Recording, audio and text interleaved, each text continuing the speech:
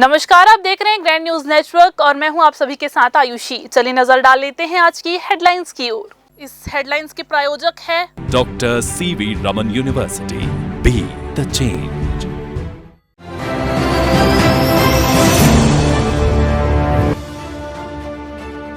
भाजपा सरकार और ईडी की कार्रवाई के खिलाफ बिलासपुर में कांग्रेस का प्रदर्शन, किया गया पुतला दहन। कहा ईडी की कार्यवाही भाजपा के इशारे पर। शहर के दवा व्यापारी से करोड़ों की ठगी, पैसे लेने के बाद भी नहीं की सामान की सप्लाई। सिरगिट्टी थाने में मामला दर्ज। भूस्थापितों ने अपनी मांगों को लेकर एससीएल मुख्यालय के सामने किया प्रदर्शन।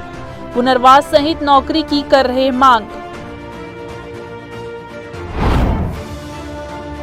15 साल बाद हो रही 5वीं और 8वीं की बोर्ड परीक्षा। बुधवार को केंद्रों को बांटे जाएंगे प्रश्न पत्र। केंद्राध्यक्षों को दिए गए निर्देश। और शहर में होलिका दहन को लेकर तैयारियां पूरी। भद्रकाल का रहेगा साया। रात 11:30 बजे के बाद दहन का मुहूर्त।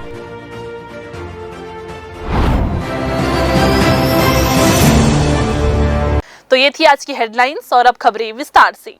बिलासपुर में कांग्रेस कार्यकर्ताओं ने केंद्र सरकार और ईडी की कार्रवाई के खिलाफ विरोध प्रदर्शन किया।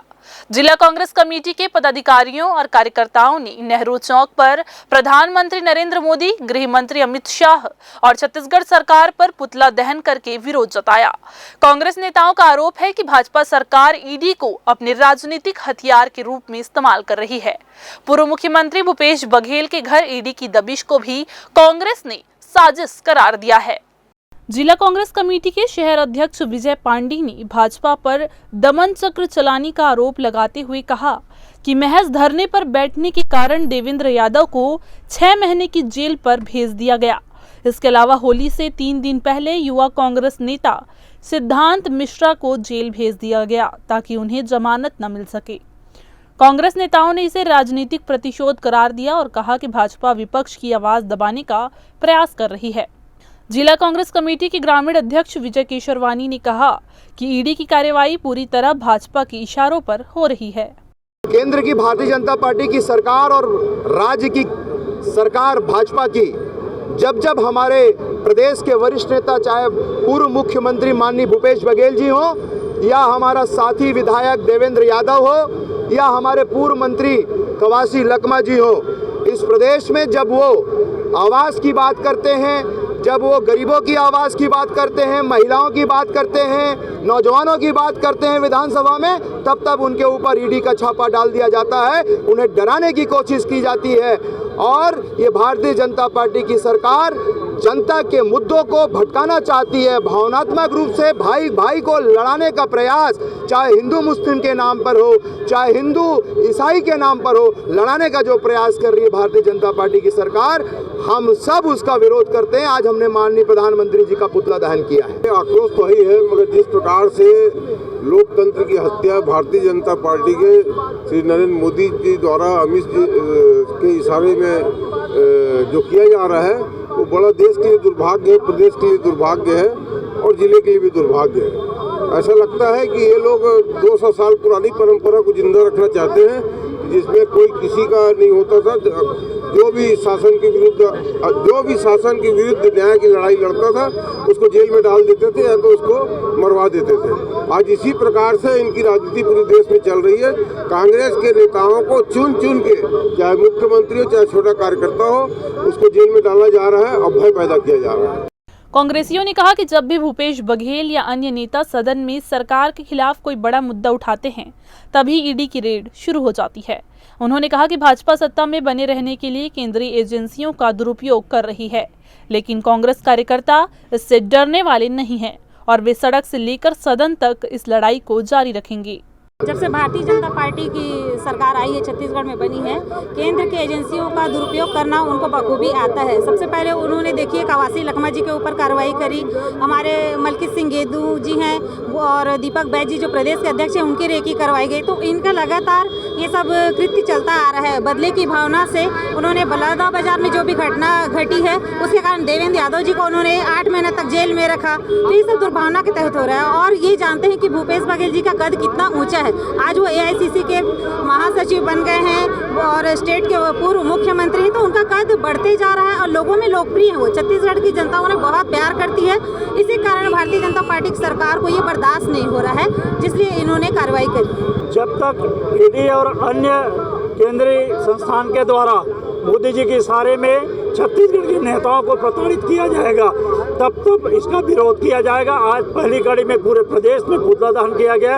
आने वाले समय में आप मान के चलिए इनके कार्यालय से लेके दिल्ली तक कुछ करके विरोध करना पड़ेगा तो करेंगे। कांग्रेस एक है और कभी भी इनका दंडात्मक जो कार्रवाई है उसको नहीं सहेगी। भूपेश बघेल जी कोई डरने वाले नहीं है, पहले भी सच्चाई के लिए लड़े, पूरे प्रदेश के लिए लड़ा। किसानों को उन्होंने जो आज धान का समर्थन मूल्य दिलाया है, छत्तीसगढ़ के किसानों को जो खुशहाली लाया, अगर उनका मुद्दा नहीं होता तो भाजपा की सरकार भी आज धान की खरीदी नहीं कर पाती।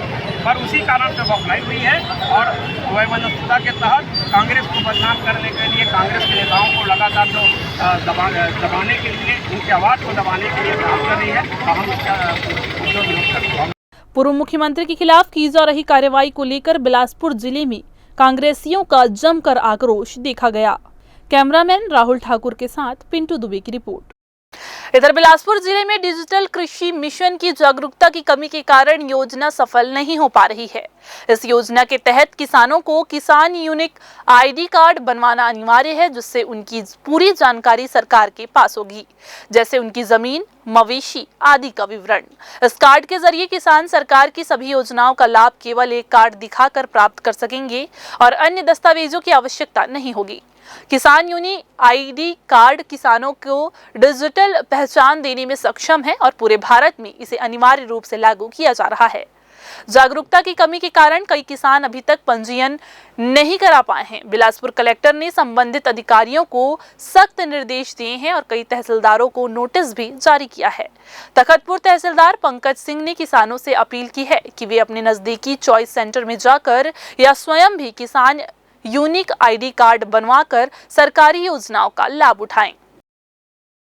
तखतपुर क्षेत्र में भारत सरकार की महत्वाकांक्षी योजना फार्मर ID का क्रियान्वयन किया जा रहा है, जिसके अंतर्गत सभी CSC और सभी समिति ऑपरेटरों को अधिकृत किया गया है कि वह फार्मर ID बनाएं।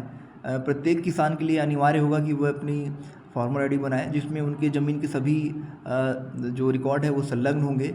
इसका फ़ायदा ये है कि सभी जो किसान हैं उनको शासन की बहुत सारी योजनाएं का जो लाभ मिलता है उसके लिए अलग अलग दस्तावेज और बार बार दस्तावेज देने की जरूरत नहीं पड़ेगी। जिस तरह एक आधार कार्ड प्रत्येक नागरिक के लिए अनिवार्य होता है, उसी तरह फार्मर ID भी भविष्य में सभी किसानों के लिए अनिवार्य होगा। मैं तखतपुर के सभी किसान भाइयों से अपील करना चाहता हूं कि जल्द से जल्द अपने नज़दीकी CSC केंद्र या समिति में जाकर अपना पंजीयन करें और फार्मर ID क्रिएट करें और इस योजना का लाभ लें। इधर सिरगिट्टी क्षेत्र के मुख्य मार्ग पर अवैध रूप से लगाए गए बैरिकेडिंग से लोगों को भारी परेशानियां हो रही हैं। वार्ड क्रमांक 10 के पार्षद ने इन संबंध में थाना सिरगिट्टी में शिकायत दर्ज कराते हुए जल्द कार्रवाई की मांग की है। इधर स्थानीय निवासियों का कहना है कि पिछले कुछ साल से कुछ लोगों ने अपने घरों के सामने निजी बैरिकेडिंग कर रखी है, जिससे सड़क पर आवागमन बाधित हो रहा है। शिकायत के मुताबिक पंजाबी मोहल्ला सिरगिट्टी में सड़क की कुल चौड़ाई 30 फीट होने के बावजूद बैरिकेडिंग के चलते महज 10 फीट की जगह बची है, जिससे यातायात सुचारू रूप से नहीं चल पा रहा है। रोजाना हजारों वाहन इस मार्ग से गुजरते हैं, लेकिन अवैध बैरिकेडिंग के कारण दुर्घटनाओं का खतरा भी बढ़ गया है, खास तौर पर ट्रैफिक के दबाव के समय जहां जाम की स्थिति बन जाती है, जिससे स्कूली बच्चों, नौकरी पेशा लोगों और आम जनता को खासी दिक्कतों का सामना करना पड़ रहा है। सिरगिट्टी मुख्य मार्ग पर व्यक्तिगत आदमी द्वारा बैरिकेड लगाया गया, जिससे स्कूल में आने वाले बच्चे और जो रोजमर्रा के काम पे जाते हैं बहुत रास्ता अवरुद्ध होता है। लोग बहुत परेशान हैं, जनता बहुत परेशान है। पार्षद ने इस मुद्दे को गंभीरता से उठाते हुए जिला प्रशासन पुलिस और नगर निगम से अवैध बैरिकेडिंग को जल्द से जल्द हटाने की मांग की है। टीआई, आईजी, एसपी सभी को एक लेटर दिया है। पहले भी मैंने थाना में मौखिक बोला था उसे हटवाने के लिए, तो बाकी उन्होंने ध्यान नहीं दिया, इसलिए आज मुझे कदम उठाना पड़ा। आईजी, एसपी सर को लेटर देना पड़ा उसके। स्थानीय नागरिकों ने इस समस्या पर नाराजगी जताई है और प्रशासन से तुरंत हस्तक्षेप करने की अपील की है ताकि सिरगिट्टी के मुख्य मार्ग पर आवागमन सुचारू रूप से बहाल हो सके। ग्रैंड न्यूज़ के लिए कैमरामैन राहुल ठाकुर के साथ पिंटू दुबे की रिपोर्ट। ग्रैंड न्यूज की खबर का बड़ा असर हुआ है। धर्मांतरण विवाद में हिंदू संगठन के सदस्यों और पत्रकार से बदसलूकी करने, शराब से हुई 9 लोगों की मौत के मामले में भी लापरवाही बरतने वाले कोनी थाना प्रभारी टीआई नवीन देवांगन को निलंबित कर दिया गया है। ग्रैंड न्यूज ने इस मामले को प्रमुखता से उजागर किया था, जिसमें टीआई द्वारा हिंदू संगठन के सदस्यों से हुज्जतबाजी और दुर्व्यवहार का वीडियो सामने आया था। इसके बाद एसपी रजनीश सिंह ने रिपोर्ट तैयार कर आईजी को भेजी, जिस पर आईजी ने कार्रवाई करते हुए टीआई को सस्पेंड कर दिया। टीआई देवांगन पर पहले भी जनता और मीडिया से अभद्रता के आरोप थे, लेकिन हालिया मामले में उनका व्यवहार उजागर होने के बाद ये कार्रवाई की गई। वे पत्रकारों की छवि खराब करने की कोशिश भी करते रहे हैं। इसके अलावा लोफंदी गांव में कच्ची शराब से 9 लोगों की मौत के मामले में भी उन पर लापरवाही बरतने का आरोप था। इस घटना में 7 आरोपियों को गिरफ्तार किया गया था, लेकिन बाद में वे सभी कोर्ट से जमानत पर रिहा हो गए। लगातार विवादों और लापरवाही को देखते हुए एसपी की रिपोर्ट पर आईजी ने संज्ञान लिया और टीआई नवीन देवांगन को तत्काल निलंबित करने का फैसला किया। फिलहाल वक्त हो चला है एक छोटा सा ब्रेक लेने का। ब्रेक के बाद जारी रहेंगी खबरें। आप बने रहिए ग्रैंड न्यूज के साथ।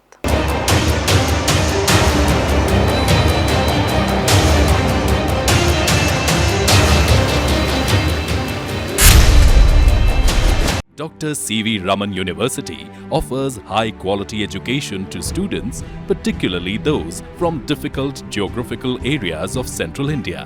The flourishing 70-acre campus boasts of more than 120 state-of-the-art laboratories, smart classrooms, research centers, and a plethora of on-campus facilities that provide easy access. Dr. C.V. Raman University. Be the change. Break के बाद आप सभी का स्वागत है। शहर के एक व्यापारी के साथ 3 करोड़ 15 लाख रुपए की बड़ी ठगी का मामला सामने आया है। दवा और सर्जिकल उपकरणों की सप्लाई का झांसा देकर गुवाहाटी के कुछ कारोबारियों ने इस ठगी को अंजाम दिया। आपको बता दें कि व्यापारी ने पैसे ट्रांसफर करने के बाद जब सामान की मांग की तो ना ही सप्लाई की गई और ना ही रकम लौटाई गई। ठगी का शिकार व्यापारी ने सिरगिट्टी थाने में रिपोर्ट दर्ज कराई है, जिसके बाद पुलिस ने मामले की जाँच शुरू कर दी है। तिफरा आर्य कॉलोनी निवासी राकेश खरे मेडिकल एवं सर्जिकल आइटम की सप्लाई का व्यापार करते हैं। वर्ष 2021 में उनकी मुलाकात गुवाहाटी असम के नरेंद्र सिन्हा से हुई, जिन्होंने खुद को एक काउंसिल का सदस्य बताया और व्यापार में सहयोग देने का भरोसा दिया। इसके बाद मई 2021 में फेस मास्क, पीपीई किट और ग्लव्स का 14 करोड़ रुपए का ऑर्डर भेजा गया।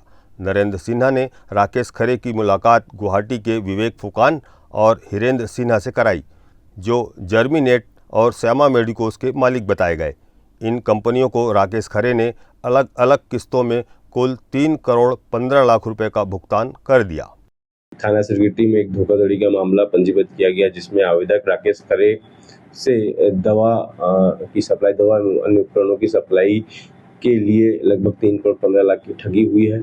आवेदक के आवेदन पर थाना सिरगिट्टी में अपराध पंजीबद्ध किया गया है और विवेचना में लिया गया। सर, ये किस तरीके से? ये घटना कोविड के समय की है, जहां पर आवेदक से संपर्क किया गया और उसे ये बताया गया कि उसे दवा एवं अन्य उपकरणों की सप्लाई की जाएगी इतने पैसे में, और उससे पैसा ले लिया गया और उससे अन्य उपकरणों की जब सप्लाई नहीं हुई और जब आवेदक को इस बात का एहसास हुआ कि उसके साथ ठगी और धोखाधड़ी हुई है, तो उसने थाने पे आवेदन दिया। उसके आवेदन पर कार्रवाई की जाती है। कितने की ये ठगी?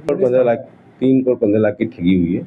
अभी अपराध पंजीबद्ध किया गया है, विवेचना की जा रही है और उसमें विवेचना के बाद आगे की पूर्ण कार्रवाई की जाएगी। रकम मिलने के बावजूद व्यापारी को कोई भी सामान सप्लाई नहीं किया गया। जब उन्होंने अपने पैसे वापस मांगे तो टाल मटोल किया गया और अंत में रकम लौटाने से इनकार कर दिया गया। इसके बाद व्यापारी ने सिरगिट्टी थाना में शिकायत दर्ज कराई। आरोपी नरेंद्र सिन्हा और अन्य के खिलाफ धारा 420 और 34 के तहत मामला दर्ज कर जांच शुरू कर दी गई है। पुलिस आरोपियों की तलाश में जुट गई है। ग्रैंड न्यूज़ के लिए कैमरामैन राहुल ठाकुर के साथ पिंटू दुबे की रिपोर्ट। बिलासपुर के सिविल लाइन थाना क्षेत्र स्थित यूनिटी अस्पताल पर इलाज में गंभीर लापरवाही का आरोप लगा है। एक नर्सिंग छात्रा की यहां संदिग्ध परिस्थितियों में मौत हो गई है, जिसके बाद परिजनों ने अस्पताल प्रशासन पर लापरवाही के आरोप लगाए हैं। इस मामले में बड़ी गड़बड़ी सामने आई है, जिसकी जांच के लिए 4 सदस्यीय जांच टीम का गठन किया गया है। मुंगेली जिले के सिलदहा गांव की रहने वाली किरण वर्मा शासकीय नर्सिंग कॉलेज लगरा बिलासपुर में बीएससी नर्सिंग तृतीय वर्ष की छात्रा थी। परिजनों का आरोप है कि यूनिटी अस्पताल में इलाज के दौरान लापरवाही बरती गई, जिसके चलते किरण की मौत हो गई। इस मामले में अस्पताल प्रबंधन की भूमिका पर सवाल उठ रहे हैं। अस्पताल के रिकॉर्ड में भर्ती की तारीख 27 फरवरी 2025 दर्ज की गई है, जबकि असल में किरण को 7 मार्च को भर्ती किया गया था। इस अनियमितता से अस्पताल की कार्यप्रणाली पर सवाल खड़े हो गए हैं, क्योंकि भर्ती की तारीख में गड़बड़ी की गई है। यह आशंका जताई जा रही है कि मरीजों के रिकॉर्ड में हेर फेर कर लापरवाही छिपाने की कोशिश की गई है। मामले की गंभीरता को देखते हुए जांच समिति गठित की गई है, जो पूरे मामले की जांच कर आगे की कार्यवाही के लिए रिपोर्ट सौंपेगी। हम लोग उसके गले में नोड्यूल्स हो गया था, छोटा सा 2 सेंटीमीटर का था। उसको हम लोग ट्रीटमेंट के लिए गए थे, तो उसको बोले कि डॉक्टर सर्जरी करना है। तो फिर ठीक है बोले हम लोग, तो बोले 4 दिन का है। तो फिर हम लोग बोले ठीक है सर्जरी करा लेते हैं। तो फिर बोले कि एनेस्थीसिया वगैरह लगेगा, तो फिर हम लोग सब सारा टेस्ट करेंगे। एनेस्थीसिया पहले सब सारा टेस्ट होता है, बाकी फॉर्मेलिटीज़ हो गया था, सारा टेस्ट वगैरह सब नॉर्मल था। उसके बाद हम लोग उसको 9 बजे करीब उसको ओटी शिफ्ट कर दिए। फिर ओटी शिफ्ट करने के बाद उसको सीधा वेंटी में डाल दिए हैं। जब सर्जरी कुछ हुआ नहीं है, पता नहीं क्या किए, वेंटी में कर दिए। वेंटी के बाद हमको देखने भी नहीं देते थे, ज़्यादा जाते थे बस दूर से थोड़ा सा देखते थे, बाकी भेज देते थे। कौन सा हॉस्पिटल? यूनिटी हॉस्पिटल में। और उसके बाद होश ही नहीं आया। 3 दिन बाद बोलते हैं कि क्या करती थी ये नर्सिंग कर रही थी, सिम्स हॉस्पिटल 3rd ईयर में थी। डेट हाँ रिपोर्ट में ऊपर नीचे आया, जबकि हम लोग गए थे 7/3/25 को गए थे, और रिपोर्ट में जो आया है 27/2/25 आया है। हम अपनी बच्ची को लेके आए थे 7 तारीख को दोपहर में। आने के बाद इन्होंने ये हॉस्पिटल में एडमिट कर लिए उसको। एडमिट करने के बाद मतलब हमारे बच्ची को गले में ट्यूमर था, छोटा सा ट्यूमर था, 1-2 इंच का ही होगा वो मतलब। उसके बाद एडमिट हुआ, फिर बोले कि उसका ऑपरेशन के लिए एडमिट कराए थे कि उसको मतलब निकलवाने के लिए जो ट्यूमर था, ताकि बढ़े मत और ज़्यादा प्रॉब्लम ना हो, इसलिए कि आगे चल के और परेशानी ज़्यादा मत हो बोल के। फिर उसके बाद एडमिट तो कर लिए। रात को 8 बजे के करीब उसको ओटी में लेके गया, डॉक्टर लोग लेके गए। फिर ओटी में जाने के बाद उन लोगों ने क्या किया पता नहीं, कुछ समझ में नहीं आया हम लोग को। ओटी में जाने के बाद बच्ची को होश ही नहीं आया है। कल 3रा दिन था, होश ही नहीं आया है। फिर उसके बाद हम लोग को दूसरे दिन जब आए तो वो गुमराह करते जा रहे हैं कि पेशेंस रखो, वेट करो। उनका हार्ट प्रॉपर वर्क नहीं कर रहा है, ये नहीं कर रहा है, वो नहीं कर रहा है, मतलब मैं पूरा गुमराह कर रहे थे। इसके बाद कल लास्टली उन्होंने क्या बोल दिया कि लास्ट में उनका हार्ट वर्क नहीं कर रहा है, अरिथेमिया का कंडीशन है, ये बोला गया। उसको पंपिंग दे रहे हैं और हम लोग को अंदर मिलने भी जाने नहीं दे रहे हैं, कर्टन पूरा लगा दिए लास्ट टाइम पे। और फिर बाहर ही थे, वेट कर रहे थे, कुछ क्लियर ही नहीं कर रहे थे। लास्ट में फिर डॉक्टर बुलाते हैं हम लोगों को और बोलते हैं कि बहुत पुअर कंडीशन है, इम्पॉसिबल है। तो ये क्या तरीका हुआ?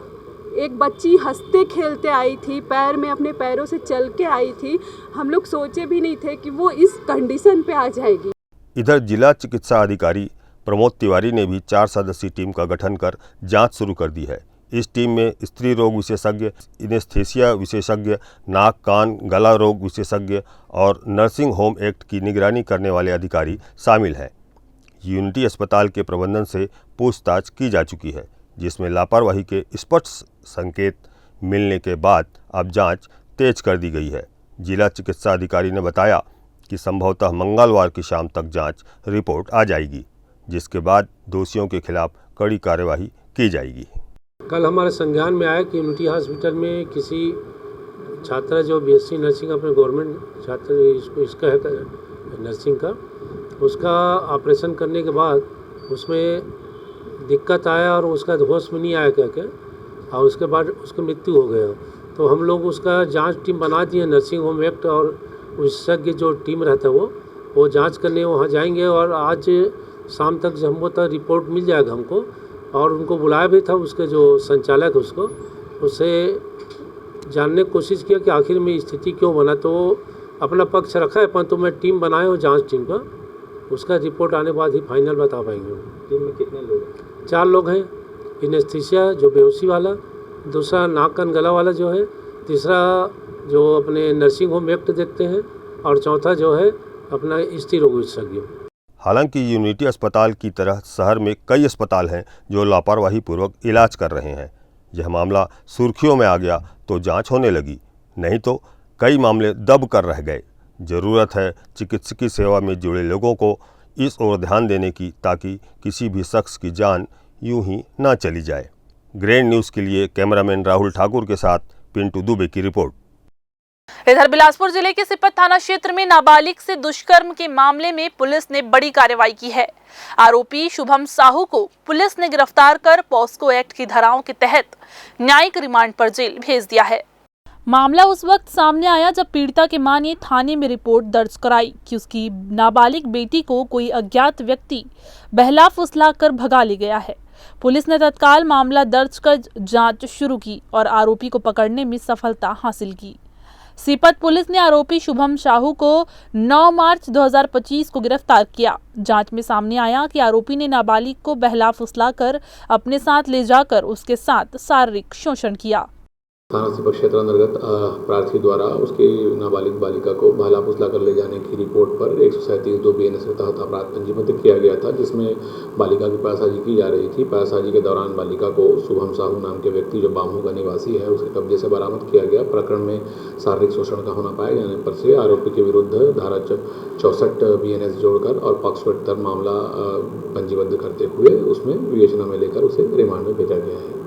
आरोपी के खिलाफ पहले धारा 137(2) BNS एक्ट के तहत मामला दर्ज किया गया था, लेकिन जांच के बाद इसमें धारा 87 और 64 और पॉस्को एक्ट की धारा 4 और 6 जोड़ी गई। पुलिस ने आरोपी को गिरफ्तार कर न्यायिक रिमांड पर जेल भेज दिया है। कैमरामैन राहुल ठाकुर के साथ पिंटू दुबे की रिपोर्ट। शहर के करबला रोड पर सोमवार शाम एक युवक ने धारदार हथियार लहराकर इलाके में दहशत फैला दी। युवक लोगों को डराने धमकाने लगा, जिससे वहां अफरा तफरी मच गई। घटना की सूचना मिलते ही पुलिस तुरंत मौके पर पहुंची और घेराबंदी करके आरोपी को पकड़ लिया। गिरफ्तार युवक की पहचान भीमा राव गौली के रूप में हुई है। आपको बता दें कि पुलिस ने उसके पास से एक धारदार लोहे का चापड़ बरामद किया है। आरोपी के खिलाफ आर्म्स एक्ट के तहत मामला दर्ज किया गया। पुलिस ने आरोपी को हिरासत में लेकर आगे की कार्यवाही के लिए जेल भेज दिया है। अभी तो सूचना मिली थी कि भीमा राव गौली करबला रोड के पास धारदार चापड़ लेकर आने जाने वाले को डरा धमका रहा है। मुखबिर की सूचना पर पुलिस द्वारा दबिश दी गई। जो आरोपी के पास से एक चापड़ मिला धारदार, जिसको लहरा रहा था, उसके ऊपर 25-27 आर्म्स एक्ट के तहत कार्रवाई कर गिरफ्तार कर न्यायिक रिमांड में जेल भेजा गया। पूर्व में भी इसके ऊपर आर्म्स एक्ट के तहत कार्रवाई की गई थी, जिसका पूर्व रिकॉर्ड न्यायालय में लगाया गया है और उसके तहत कार्रवाई की जा रही है, विवेचना की जा रही है। इधर बिलासपुर जिले में नशे के कारोबार पर सख्त कार्रवाई जारी है। जी हां, रतनपुर पुलिस ने 101.3 किलोग्राम गांजा तस्करी के मामले में फरार चल रहे आरोपी को राजस्थान से गिरफ्तार कर लिया है। आरोपी मनोज कुमार सैनी को उसके ठिकाने खेतड़ी राजस्थान से पकड़ा गया, जिससे इससे पहले इस मामले में उड़ीसा से 2 अन्य तस्करों को गिरफ्तार किया जा चुका है। 13 सितंबर 2024 को रतनपुर पुलिस ने राजेश शर्मा नाम के आरोपी को 101.3 किलोग्राम गांजा के साथ गिरफ्तार किया था। इसके बाद जांच में पता चला कि इस तस्करी में मनोज कुमार सैनी भी शामिल था, जो फरार हो गया था। पुलिस ने लगातार खोजबीन कर राजस्थान में उसके ठिकाने का पता लगाया और उसे खेतड़ी से गिरफ्तार कर लिया। इससे पहले इसी मामले में 26 सितंबर 2024 को उड़ीसा के गजपति जिले से नीलाचन बेहरा और विक्रम पात्रों को भी गिरफ्तार किया गया था। पुलिस ने आरोपी मनोज कुमार सैनी को गिरफ्तार कर न्यायिक रिमांड पर जेल भेज दिया है।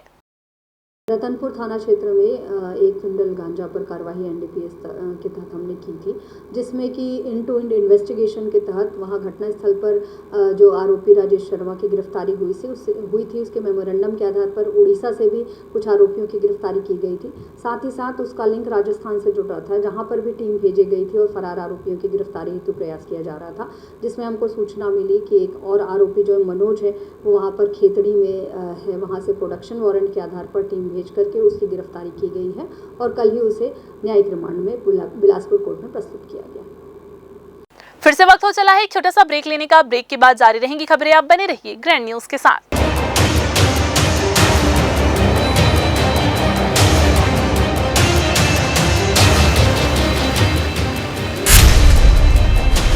Dr. C.V. Raman University offers high-quality education to students, particularly those from difficult geographical areas of Central India. The flourishing 70-acre campus boasts of more than 120 state-of-the-art laboratories, smart classrooms, research centers, and a plethora of on-campus facilities that provide easy access. Dr. C.V. Raman University. Be the change. Break के बाद आप सभी का एक बार फिर से स्वागत है। माटी अधिकार मंच के द्वारा अपनी विभिन्न मांगों को लेकर मंगलवार को एससीएल मुख्यालय के सामने धरना प्रदर्शन किया गया। इन मांगों में रोजगार मुआवजा, पुनर्वास संबंधित समस्याओं की निराकरण और उनके अधिकारों को दिलाने के लिए धरना प्रदर्शन किया गया था। आपको बता दें कि भूस्थापितों का कहना है कि पिछले 45 साल से आवेदन ले रहे हैं, लेकिन उन्हें नौकरी नहीं दी गई है। 45 साल बीतने के बाद जब उनके द्वारा उनके बच्चों को नौकरी के लिए आवेदन दिया गया तो उन्हें अपात्र घोषित कर दिया गया है। इसके बाद ये सभी कोर्ट की शरण में गए तो कोर्ट ने उनकी मांगों को जायज बताया। इसके बाद कुछ लोगों को नौकरी तो मिल गई, लेकिन बाकियों के लिए फिर से एससीएल का वही रवैया देखा जा रहा है। लिहाजा इन भूस्थापितों का कहना है कि उन्हें पुनर्वास नीति राशि दी जाए और जिससे उनके परिवार के सामने जीवन यापन का जो संकट है वो खत्म हो सके। इस संबंध में एससीएल प्रबंधन ने भी अपना पक्ष रखते हुए कहा है कि नियमों के तहत सभी भूस्थापितों को नौकरी और पुनर्वास नीति के तहत मुआवजा वितरण किया जा रहा है। वहीं आंदोलनकारियों को भी जो मांग है वे एरिया स्तर पर हल किए जा सकते हैं। ऐसे में भूस्थापितों की जो मांग है उनके निराकरण के लिए लगातार प्रयास किए जा रहे हैं। मैं अंबिका खुली खदान जो कोरबा क्षेत्र से आता है, मैं वहाँ से प्रभावित हूँ। मेरे गांव में भी एससीएल प्रबंधन जो है इतना मतलब कि रोज़गार में वहाँ के लोगों को रोज़गार दे नहीं रहा है। लोगों को अभी तक फाइल जो है 75 फाइल लगभग गया है, जिसमें से केवल 10-12 लोगों को ही रोज़गार दिया हुआ है। मैं पुनर्वास की बात करूँ तो पुनर्वास में केवल 3 लाख रुपए जो है सेक्शन 9(1) का प्रकाशन हुआ सन 2011 को उस डेट को ले रहे हैं, और जबकि अभी 2025 चल रहा है। क्या हम इसमें संतुष्ट हो पाएंगे? आप बताइए खुद। पत्रकार संघ से मैं यही पूछना चाहूँगा, क्या 3 लाख रुपये सन 2011 में और अभी 2025 चल रहा है तो हम इससे असंतुष्ट हैं? हमें वर्तमान की जो दर है और खदानों में एससीएल प्रबंधन दे रहा है 15 लाख रुपए पुनर्वास, हमें वो मिलना चाहिए। और मेरे गांव में बहुत से ऐसे बेरोजगार, तो ये बताइए जिनका ज़मीन आप 45 साल 47 साल पहले अर्जन की, आज तक उनको नौकरी नहीं दिए हैं, और जो आदमी जो नामांकन जमा किया था नौकरी के लिए उसको पूरा प्रोसेस करा लिए, बोले आखिर में फिर उसको नौकरी नहीं दिए। अब उसका जब जब उम्र दराज हो गया, पुत्र जमा कर रहे हैं नामांकन, तो बोलता है कि आप अर्जन जो तिथि है उसके बाद में जन्म लिए हो, यानी पहले नौकरी नहीं दिया, अब बोलता है कि बेटा भी अपात्र है करके। तो हमको लगा कि ये चीज़ तो गलत है, आपको पहले देना था, नहीं दिए तो आज उसके पुत्र को देना चाहिए था। तो हम लोगों ने क्या, कोर्ट के हमारे कुछ साथी लोग कोर्ट में गए थे, कोर्ट में जीत गया, उनको ज्वाइनिंग दे दिए। अब हम लोग बात किए भैया आपने जो पॉलिसी बता रहे थे कि अर्जन के बाद नौकरी के लिए अपात्र है, कोर्ट के बाद तो क्लियर हो गया कि भाई वो पात्र है, तब नौकरी मिला है। उसी बीच में क्या एक हीरालाल नाम का आदमी है, कोर्ट में आधा अधूरा कागज लेके हार गया किसी कारण से, उसको वो पछता भी रहा था कि मैं थोड़ा कम कागज लेके गया करके पूरा दस्तावेज नहीं ले गया। कितने लोग प्रभावित हैं आप लोग, और क्या आगे इसमें तो ऐसे हमारे जो मुद्दा है अर्जन के बाद जन्म वाला मुद्दा है, छोटे किसानों को नौकरी वाला मुद्दा है। इन लोग क्या करते हैं, जैसे प्रधानमंत्री आवास से जो मकान बनाए गाँव में, उनको इन लोग बसाहट नहीं दे रहे हैं। गाँव में इनकी संख्या लगभग 25% 30% लोग तो प्रधानमंत्री आवास वाले हैं, माने उन लोग बेघर हो जाएंगे। प्रधानमंत्री जी लोगों को घर बसाना चाहते हैं, ये लोग घर उजाड़ने का प्रयास कर रहे हैं। ठीक है, बहुत सम्मान करना चाहेंगे जो हमारे ग्रामवासी हैं, जो खदानों के आसपास रहते हैं, रहवासी हैं। किंतु यह बात भी स्पष्ट करना चाहेंगे कि देखिए हर चीज़ का समाधान मुख्यालय आकर धरना प्रदर्शन करना नहीं है। यह एक सार्वजनिक उपक्रम है जिसके कुछ नियम हैं। मैं कुछ उदाहरण देना चाहूँगा जो इनकी मांगे हैं। जैसे कि जो सरायपाली के लोग हैं वो कह रहे हैं कि हमको मध्य प्रदेश पुनर्वास नीति 1991 के आधार पर हमको रोजगार दिया जाए। अब जैसे ये हमारे खदानों के आसपास के ही रहवासी हैं और इनकी जो भावनाएं हैं उनका हम सम्मान करते हैं, लेकिन जो नियमों की बात हमें समझनी होगी। हमारे जो कोरबा क्षेत्र में जो खदानें हैं, स्पेशली कुसमुंडा और गेवरा, ये दुनिया की सबसे बड़ी खदान बनने की ओर अग्रसर है गेवरा। तो आपको ये समझना होगा कि हम लोग तेज़ी से भूमि अधिग्रहण कर रहे हैं और तेज़ी से भूमि अधिग्रहण करने में बहुत सारे जो आसपास के गाँववासी हैं उनको यह लग रहा है कि हमारी ज़मीन आज के डेट में जो पॉलिसी है, 20 साल पहले जो ज़मीनें ली थी, हमको आज चूँकि ज़्यादा पैसा मिल रहा है तो चाहते हैं कि हमें पहले कम पैसा मिला तो हमें आज के दर से भुगतान दिया, तो वो भी असंतुष्ट हो जा रहे हैं। तो चूंकि अभी लैंड एक्विजिशन का काम चल रहा है, अतः यह जो है इन विषयों पे ज़्यादा ध्यान है और ज़्यादा लोग सामने आ रहे हैं, परंतु हम लोग नियमों से काम कर रहे हैं। पिछले साल हमने 800-900 लोगों को रोजगार दिया, इस साल 750 लोगों को रोजगार दिया। तो रोजगारों की संख्या लगातार बढ़ रही है और हम लोग आशा है कि इनके साथ जो है जल्दी ही समाधान निकालेंगे। बिलासपुर में तहसील कार्यालय को कोनी स्थानांतरित किए जाने के खिलाफ जिला और तहसील अधिवक्ता संघ ने एकजुट होकर विरोध दर्ज कराया है।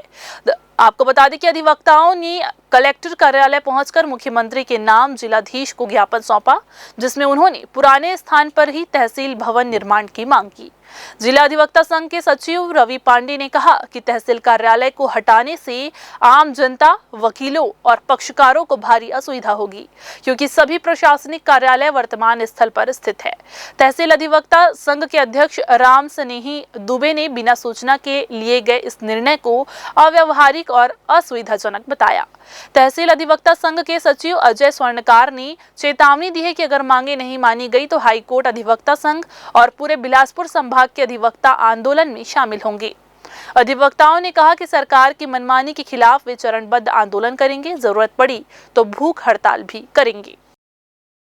तहसील कार्यालय का जो स्थानांतरण किया जा रहा है कोनी में भवन निर्माण के लिए, उसके विरोध में माननीय मुख्यमंत्री महोदय के नाम पर ज्ञापन सौंप रहे हैं और यह ज्ञापन कलेक्टर महोदय के हाथों दिया जा रहा है कि यह जो तहसील भवन का निर्माण, तहसील भवन जो पुराना है वही किया जाना चाहिए, न कि कहीं अन्यत्र किया जाए। इस तहसील भवन के नए भवन बनाने से जो सहयोग या जो उपलब्धता बताई जा रही है वो सारी चीज़ें तहसील भवन में हो सकती है। बहुमंजिली इमारत बनाया जाए और वहीं पर तहसील का निर्माण कराया जाए।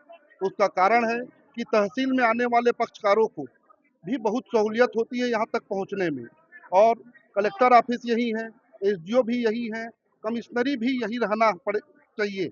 जिसको कोनी में स्थानांतरित किया गया है उसको निर्णय को भी बदलना पड़ेगा। तो अधिवक्ताओं सहित सभी पक्षकारों को, जो कि खासकर बिलासपुर तहसील और आसपास के तहसील से जो SDO के यहाँ अपील करते हैं, उन सब का निर्माण यही किया जा सकता है। बहुमंजिली इमारत किया जाए और ये जो निर्णय लिया गया है कि तहसील कार्यालय कोनी जाएगी, उसके विरोध में हम लोग ये ज्ञापन सौंपने के लिए आए हुए हैं और यह ज्ञापन माननीय मुख्यमंत्री महोदय को दिया जाएगा और कलेक्टर महोदय से अनुरोध किया जाएगा कि अभी तहसील निर्माण के संबंध में कोई भी कार्यवाही न की जाए।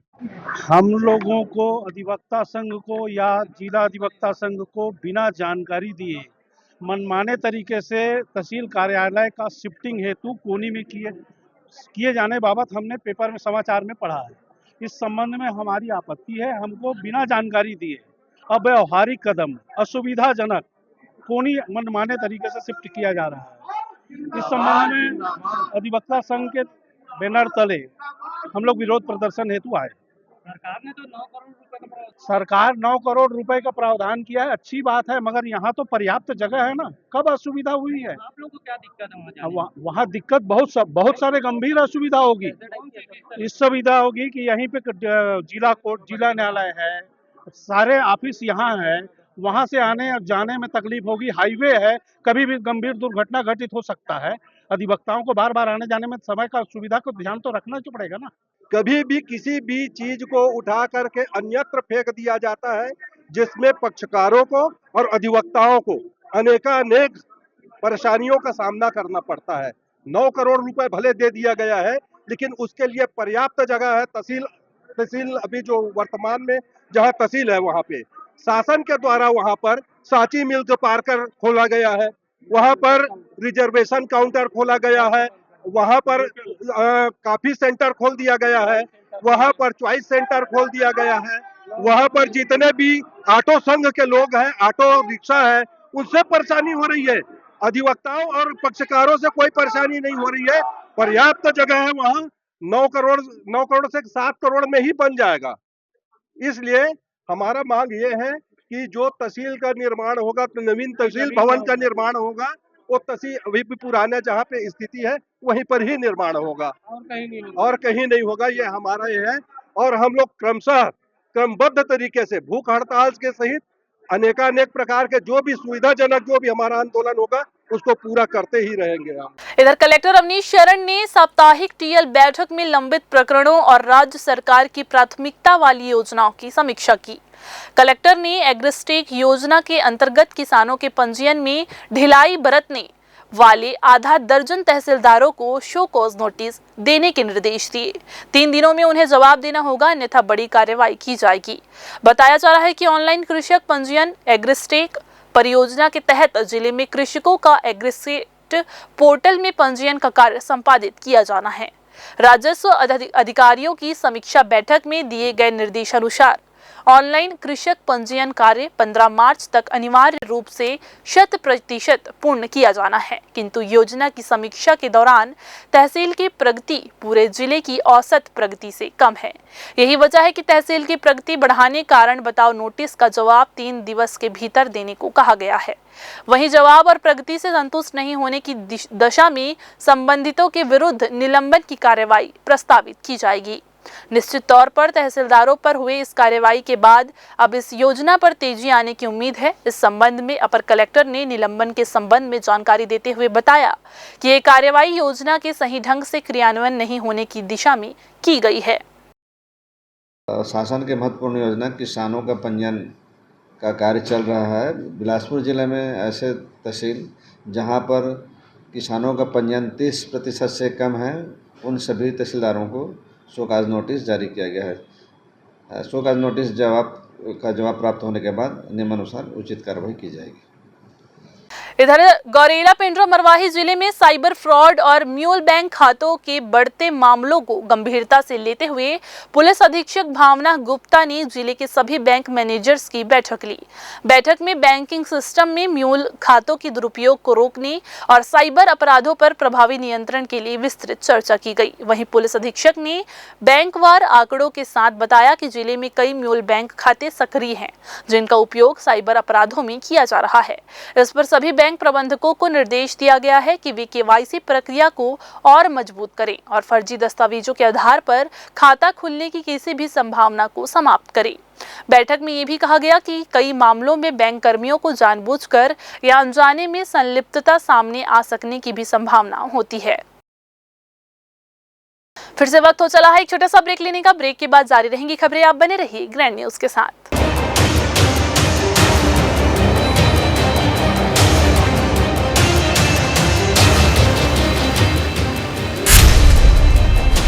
Dr. C.V. Raman University offers high-quality education to students, particularly those from difficult geographical areas of central India. The flourishing 70-acre campus boasts of more than 120 state-of-the-art laboratories, smart classrooms, research centers, and a plethora of on-campus facilities that provide easy access. Dr. C.V. Raman University. Be the change. Break के बाद आप सभी का एक बार फिर से स्वागत है। 15 साल के लंबे अंतराल के बाद एक बार फिर से 5वीं और 8वीं बोर्ड की परीक्षा छत्तीसगढ़ में शुरू हो रही है।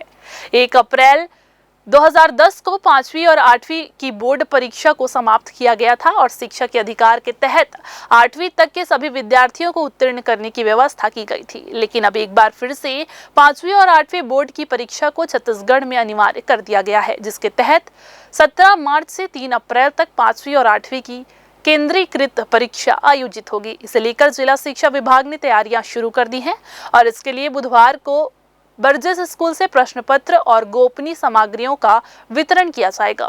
सभी संकुल केंद्र के प्रधान पाठकों को परीक्षा को लेकर दिशा निर्देश दे दिए गए हैं। इसके अलावा बच्चों में समन्वय बैठाने के लिए बेहतर व्यवस्था की जा रही है। 15 साल के बाद हो रही 5वीं और 8वीं की बोर्ड परीक्षा को देखते हुए प्रशासन भी खास ध्यान रख रहा है। इस व्यवस्था से बुनियादी शिक्षा को बेहतर करने की बात कही गई है। निश्चित तौर पर अगर शुरुआती चरण में ही विद्यार्थी परीक्षाओं से परिपक्व होकर उच्च कक्षाओं तक पहुंचेंगे तो शिक्षा के स्तर में काफी सुधार देखने को मिलेगा। मैं कहना चाहूँगा 5वीं और 8वीं की ये बोर्ड परीक्षा नहीं है, केंद्रीकृत परीक्षा है। बोर्ड का नाम नहीं दिया गया है इसको, और इसमें इस वर्ष चूँकि नया है ये परीक्षा का आयोजन, इसलिए हमको ज़्यादा तैयारी करना पड़ रहा है।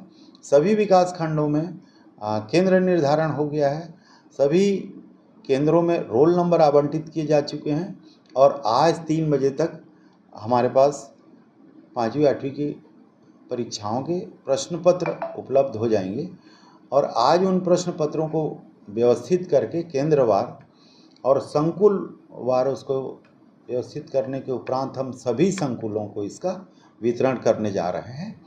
ये संकुल अपने अपने क्षेत्र के निर्धारित थाना में इसको जमा करेंगे और 17 तारीख से लेकर के 3 अप्रैल तक 5वीं और 8वीं की जो परीक्षाएं संपन्न होगी उसको निर्बाध ढंग से और बहुत अच्छे ढंग से संचालित करने के लिए हमने केंद्राध्यक्षों की भी नियुक्ति कर दी है। ये केंद्राध्यक्ष उन संकुल केंद्रों से प्रश्न पत्रों को प्राप्त कर परीक्षा का संचालन करेंगे। कितने परीक्षा केंद्र बनाए गए हैं? कितने परीक्षार्थी शामिल हो गए हैं? 198 संकुल के अंतर्गत परीक्षा केंद्रों का निर्धारण हुआ है। एग्जैक्ट संख्या मेरे पास अभी उपलब्ध नहीं है, जानकारी लेने के बाद बता पाऊँगा, लेकिन हम उन सभी केंद्रों में व्यवस्थित ढंग से परीक्षा संचालन हो इसके लिए हम लोगों ने तैयारी कर ली। 15 साल बाद सर ये परीक्षा का आयोजन हो रहा है, कहीं विद्यार्थियों में कुछ संशय या कुछ ऐसा लगा आपको निरीक्षण के दौरान? बिल्कुल यही चीज़ कह रहे हैं, 15 साल बाद बच्चों के लिए एक केंद्रीकृत परीक्षा प्रणाली विकसित की गई है।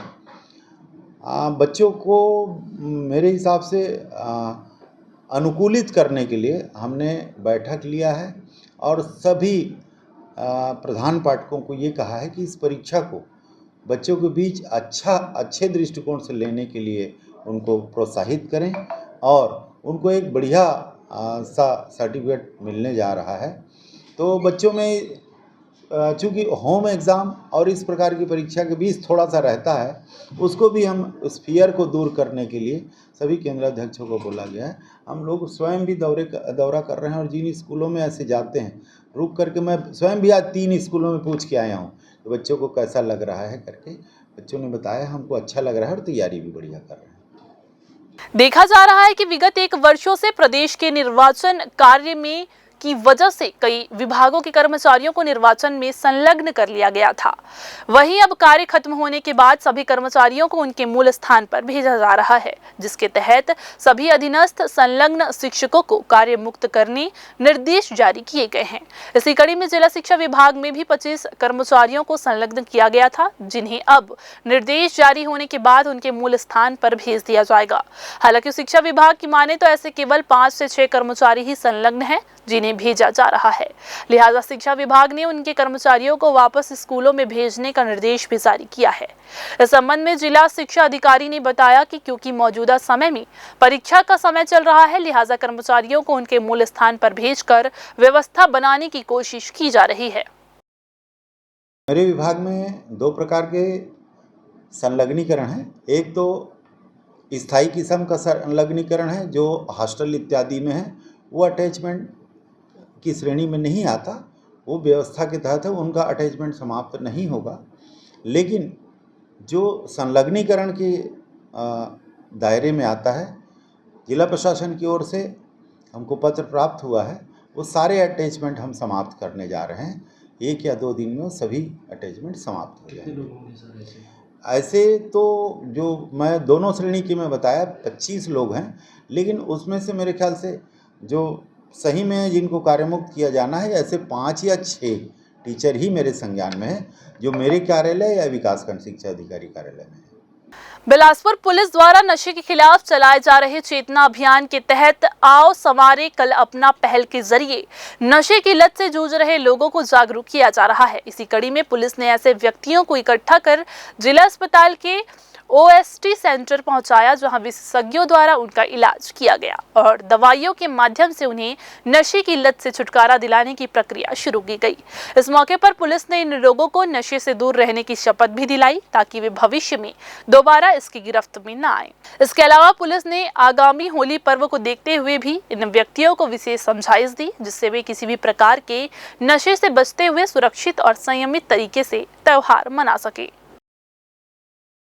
चेतना अभियान के तहत हम नशे के विरुद्ध चेतना अभियान और आव सवारे कल्पना के तहत हम आज जिला अस्पताल बिलासपुर पुलिस की टीम गई हुई थी, जहां पर OST सेंटर्स हैं, जहां पे लोग जो है नशे से पीड़ित लोग आकर के दवाई इत्यादि लेते हैं।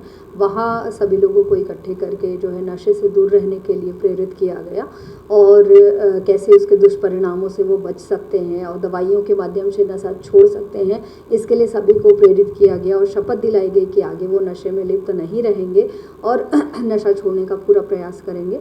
और सभी को हमारे चेतना अभियान से जुड़ने के लिए और ऐसे लोगों की जानकारी भी शेयर करने के लिए बताया गया और सभी ने शपथ ली कि आगे वे नशा नहीं करेंगे। साथ ही आगामी होली के त्यौहार को देखते हुए सबको जो है शांतिपूर्वक होली का त्यौहार मनाने के लिए भी प्रेरित किया गया और एक संस्था NGOs भी हमारे साथ जुड़े हुए थे, उनके माध्यम से भी उनको टी-शर्ट और गुलाल इत्यादि वितरित किया गया।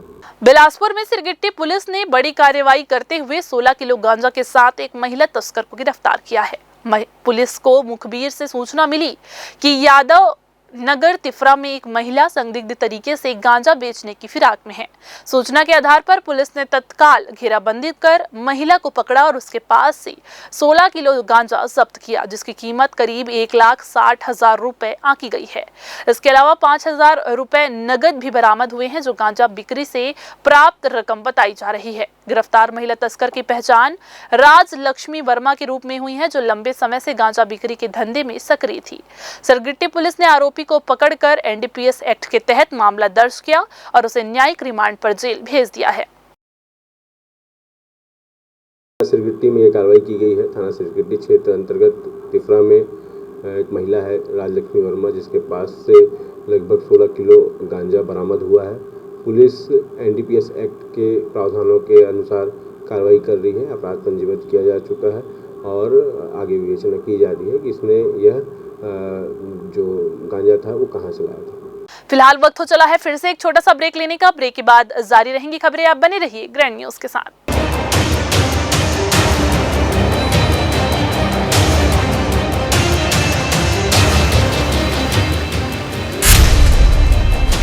Dr. C.V. Raman University offers high-quality education to students, particularly those from difficult geographical areas of Central India. The flourishing 70-acre campus boasts of more than 120 state-of-the-art laboratories, smart classrooms, research centers, and a plethora of on-campus facilities that provide easy access. Dr. C.V. Raman University. Be the change. Break के बाद आप सभी का एक बार फिर से स्वागत है। फागुन मास की पूर्णिमा तिथि को हर वर्ष होलिका दहन किया जाता है। होलिका दहन के लिए भद्रा काल का देखना जरूरी माना गया है, क्योंकि इस काल में दहन नहीं किया जाता।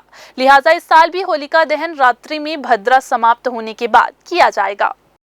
हर वर्ष फागुन मास की पूर्णिमा तिथि को होलिका दहन किया जाता है।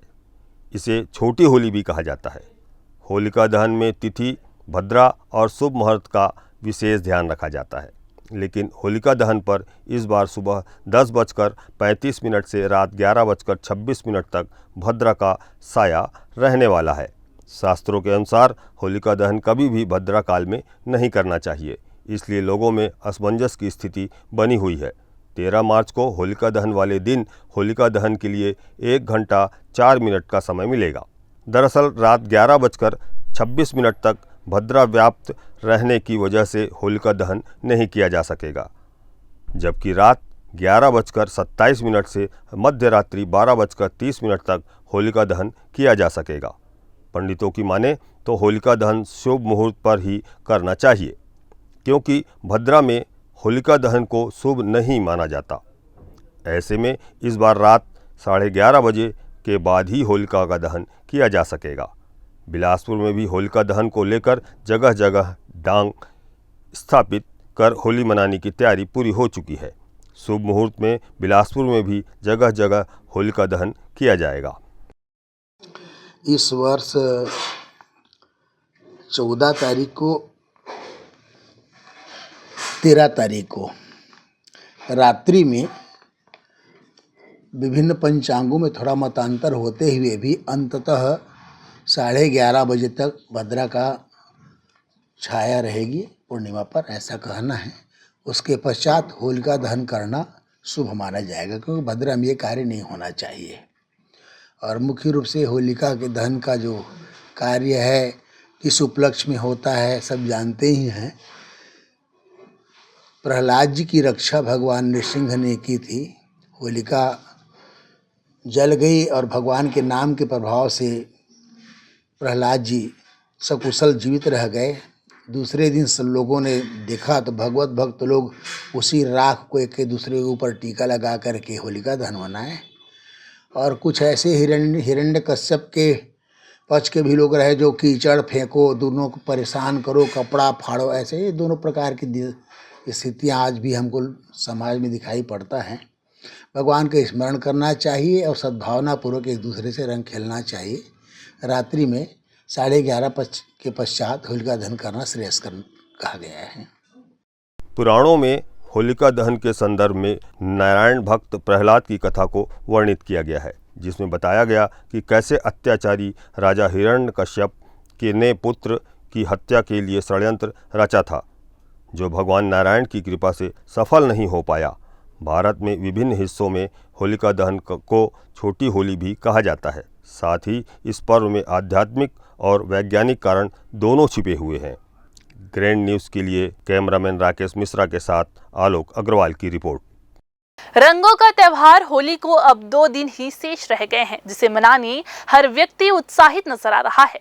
बाजार भी होली की खरीदी बिक्री के लिए पूरी तरह से सज धज कर तैयार है, जहां जगह जगह पिचकारी और रंग बिरंगे गुलाल नजर आ रहे हैं। इस बार पूरी तरह से स्वदेशी उत्पादों को बढ़ावा देने की कोशिश हुई है। यही वजह है कि स्वदेशी पिचकारी की मांग ज्यादा बढ़ी है। खास तौर पर पारंपरिक पिचकारी के साथ नए डिजाइन के पिचकारी भी उपलब्ध है।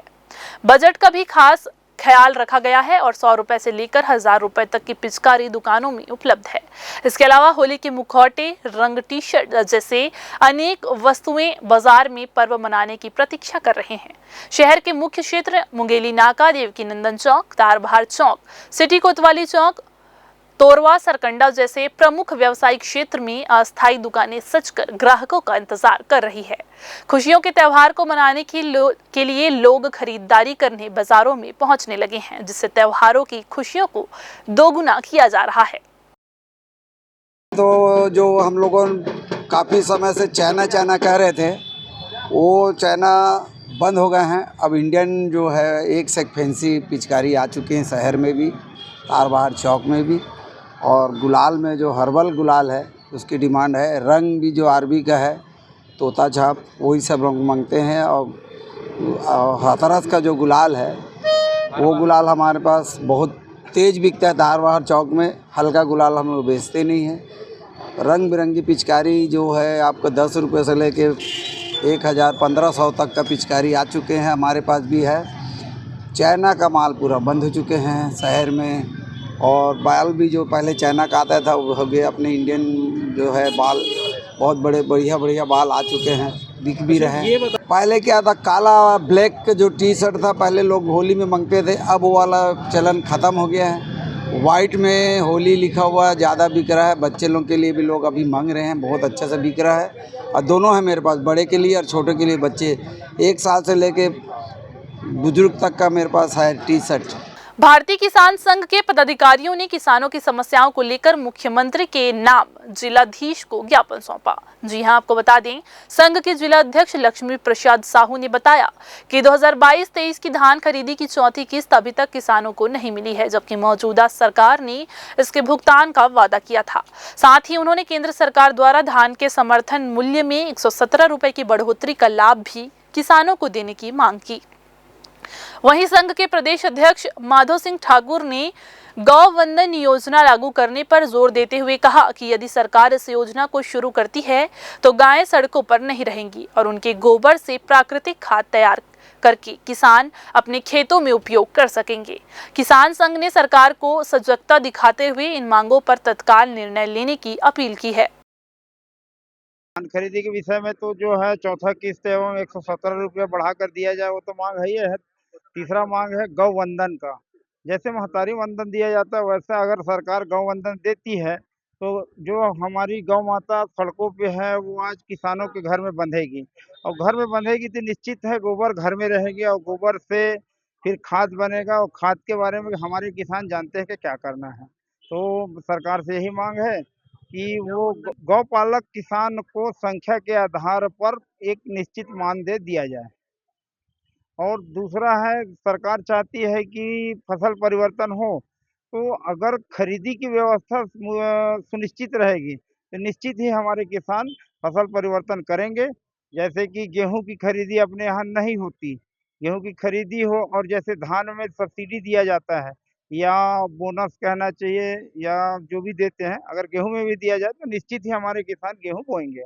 ये पूरे प्रदेश की समस्या है। किसानों की 6-7 प्रमुख समस्याएं हैं जिसको लेकर कलेक्टर साहब के पास ज्ञापन सौंपने के लिए आए हुए हैं, जिसमें प्रमुख मांगे हैं 2022-23 में किसानों का एक किस्त नहीं दिया था भूपेश सरकार ने, जिसको आने वाले अभी मौजूदा सरकार बोली थी कि हम आएंगे तो हम उनका चौथा किस्त को देंगे करके, जिसको अभी तक नहीं दिया गया। दूसरा, केंद्र सरकार के द्वारा 117 रुपया धान के समर्थन मूल्य में वृद्धि की गई है, जिसको भी मतलब कि राज्य सरकार हमको नहीं दिया है, तो हम चाह रहे हैं कि उसको भी हमको सभी किसानों को प्रदान किया जाए। बिलासपुर के बस स्टैंड इमलीपारा क्षेत्र में 87 दुकानों को तोड़े जाने के बाद से व्यापारी लगातार निगम और जिला प्रशासन के चक्कर काट रहे हैं, लेकिन 11 महीने बीत जाने के बावजूद उन्हें केवल आश्वासन ही मिल रहा है। इमलीपारा व्यावसायिक संघ के अध्यक्ष जसमीत सिंह आजमानी ने बताया कि 15 मई को दुकानों को तोड़ा गया था और प्रशासन ने 8 महीने के भीतर नई दुकानें आवंटित करने का वादा किया था। सड़क चौड़ीकरण का काम पूरा हो चुका है, 65 दुकानें बनकर तैयार हैं, लेकिन अब तक आवंटन नहीं हुआ है। इस वजह से व्यापारी आर्थिक तंगी से जूझ रहे हैं। दुकान नंबर 21 के संचालक कल्याण दास ने बताया कि अपनी आजीविका वापस पाने के लिए वह अधिकारियों के दफ्तर के चक्कर लगाते लगाते थक चुके हैं, लेकिन कोई सुनवाई नहीं हो रही है। हम लोग बस स्टैंड इमलीपारा व्यापारी संघ के हैं। दुकान की समस्या है, आज 11 महीने से बिना दुकान के चल रहे हैं। दुकान टूटी है 15 मई को। 8 महीने का कमिटमेंट था कि 8 महीने में आपको दुकान अलॉटमेंट हो जाएगी, जो नई बिल्डिंग बन रही है। रोड चौड़ीकरण करने का था, रोड चौड़ी हो चुकी है, दुकानें भी कंप्लीट हो चुकी है, अलॉटमेंट नहीं हो पा रहा है। कितनी दुकानें टूटी थी और कितनी दुकानें 87 दुकान टूटी है, 65 दुकान अभी बनी है, बन के तैयार हो गई, बन के रेडी हो चुकी है। पूरा काम फिनिशिंग पे आ गया है, केवल शटर लगना बचा हुआ है। और अलॉटमेंट के लिए कम से कम हमने 50 से 60 बार यहाँ आ चुके हैं। किसके पास? आयुक्त के पास आ चुके हैं, कलेक्टर महोदय के पास भी 2-3 बार आ चुके हैं। बोलते हैं करवा देंगे, अभी तक के अलॉटमेंट नहीं हो रहा है। यहाँ पर चक्कर काटते काटते जूते घिस गए हैं, लेकिन हमारी कोई सुनवाई नहीं है। 11 महीना हो गया, दुकानों को तोड़ के रख दिए हैं, और ना कुछ दे रहे हैं ना कुछ। बोलते हैं कि कंप्लीट नहीं हुआ, लेकिन क्या करोगे, भूखे मर रहे हैं अब हम लोग घर बैठे। हाँ जी, आप लोग क्या चाहते हैं? हम लोग चाहते हैं कि हमारा छोटा सा धंधा है, हमको दुकान दे दें। क्या चीज का धंधा आपका? हमारा साइकिल दुकान था, या वो हवा पंचर मतलब बनाते थे साइकिल का। छोटे व्यापारी हैं, कोई रईस आदमी नहीं है कोई भी। दिन भर कमाते थे, रात को बच्चों को खिलाते थे, दवाई दारू। उसी बीच मेरे को अटैक भी पड़ गया है, यही सब दुकानों तोड़ने के बाद में। मेरे पास प्रूफ भी है, एम्स का इलाज चल रहा है मेरा, सब कुछ होने के बावजूद भी। हाँ, अभी कहाँ दुकान चला रहे हैं? और वहाँ पर जो ठेला रखा है उसको भी बंद करवा दिया हाथा वाला, कि यहाँ पर आप पानी पोज भी नहीं बेच सकते हैं, आप कोई गुटखा नहीं बेच सकते। मैं बोला चल भाई। आज की बुलेटिन में बस इतना ही। अगले बुलेटिन में फिर होगी आपसे मुलाकात। तब तक के लिए पूरी टीम के साथ मुझे दीजिए इजाजत। नमस्कार।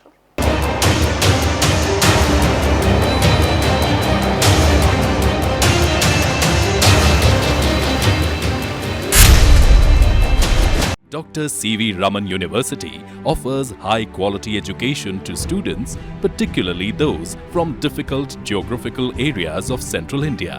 The flourishing 70-acre campus boasts of more than 120 state-of-the-art laboratories, smart classrooms, research centers, and a plethora of on-campus facilities that provide easy access. Dr. C.V. Raman University. Be the change.